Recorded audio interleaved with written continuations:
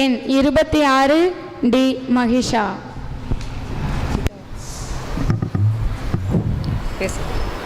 என் பெயர் து மகிஷா. நான் 5ஆம் வகுப்பு படிக்கின்றேன். சொல்லும் பொருளும் சொல்லுகின்ற பாங்கும் சுவைபட அமைந்துள்ளதா என பல்லாற்றானும் பகிர்ந்து ஆய்ந்து தேர்வு செய்ய காத்திருக்கும் நடுவர் அவர்களே, யார் பெறுவார் முதல் பரிசு என அறிய துடிக்கும் ஆவலோடு காத்திருக்கும் அனைவருக்கும் என் முத்தான வணக்கத்தை தெரிவித்துக் கொள்கிறேன். தேனினும் இனிய தமிழால் சீற்றம் மிகும் சீரிய சிந்தனைகளால் தெள்ளு தமிழ் பேச்சால் ஏறுபோல் நட நாளை உனதே என்று சிறப்பு குன்றா சீர்மொழி பிறப்பு முதலே ஓர்மொழி முச்சங்கம் வளர்த்திட்ட எம்மொழி எக்காலமும் மொழியா தமிழ் மொழியில் பேச வந்திருக்கிறேன். ஏறு என்றால் சிங்கத்தையும் காளையையும் குறிக்கும் சொல்லாகும். ஏறுபோல் நட என்றால் ஒரு மனிதன் சிங்கம் போன்று மிடுக்கான கம்பீரமாக நேர்கொண்ட பார்வையோடு நடந்து செல் என்று பொருள். இதற்கு மற்றொரு பொருளும் உண்டு.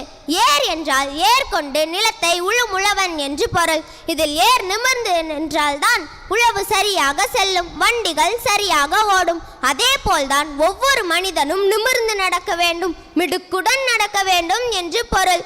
குனிந்து நடப்பது அடிமைத்தனம், நிமிர்ந்து நடப்பது சுதந்திரத்தனம் என பாரதி கூறியிருக்கிறார்.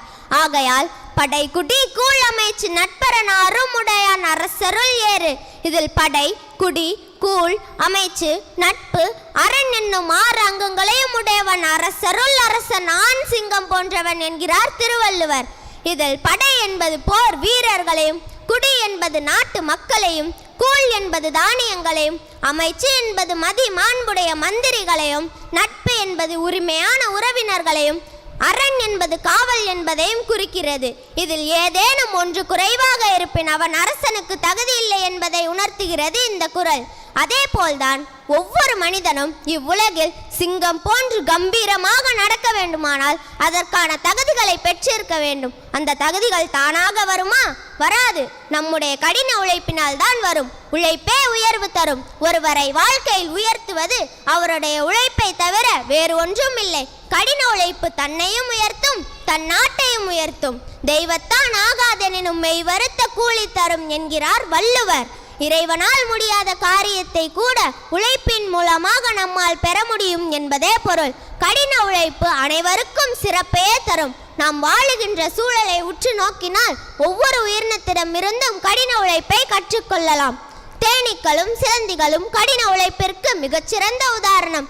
சிலந்தியின் வலை எத்தனை முறை கலக்கப்பட்டாலும் மீண்டும் தனது வலையை பின்னி வாழும் திறமை கொண்டது. உழைப்பு எனப்படுவது ஒவ்வொருவருக்கும் அளிக்கப்பட்ட வேலையை முழு முயற்சியுடன் செய்தலாகும். ஒருவர் எந்த அளவிற்கு கடினமாக உழைக்கின்றாரோ அந்த அளவிற்கு உயர்ந்த நிலையை அடைய முடியும். உலக அளவில் மக்களை திரும்பி பார்க்க வைத்த அனைவரும் தங்கள் உழைப்பினை நம்பி உயர்ந்தவர்கள்தான். எடுத்துக்காட்டாக நமது முன்னாள் குடியரசுத் தலைவர் அப்துல் கலாம் ஐயா அவர்கள் ஏழ்மையான நிலையில் இருந்தாலும் கூட விடாமுயற்சியுடன் படித்து தன்னுடைய பணியில் கடினமாக உழைத்து உலகத்தையே திரும்பி பார்க்க வைத்தார். உழைப்பு மனிதனை பண்படுத்துகிறது. உழைப்பினால் உயர முடியும் என்ற தன்னம்பிக்கையை மனிதனுக்கு ஊட்டுகிறது.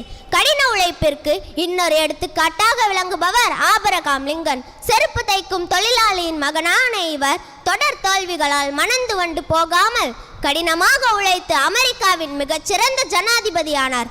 இன்றைய சிறுவர்கள் நாளைய தலைவர்கள். இறக்கை விரித்திடும் எதிர்காலம் இனிதா என்று மாறிடவே இளைஞர்கள் நாமும் உருவெடுப்போம் நாளை என்று முன்கையில்.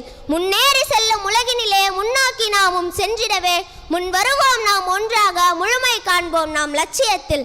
சரித்திரம் படைக்க தடைகளை உடைத்திடு, உரிமைகள் கிடைத்திட உலகத்தை எதிர்த்திடு. முயற்சி, பயிற்சி, தொடர்ச்சி இவற்றை வைத்து ஏறுபோல் நடந்து எதிர்காலத்தை எதிர்நோக்கி செல் நாளை உனதே. நன்றி, வணக்கம்.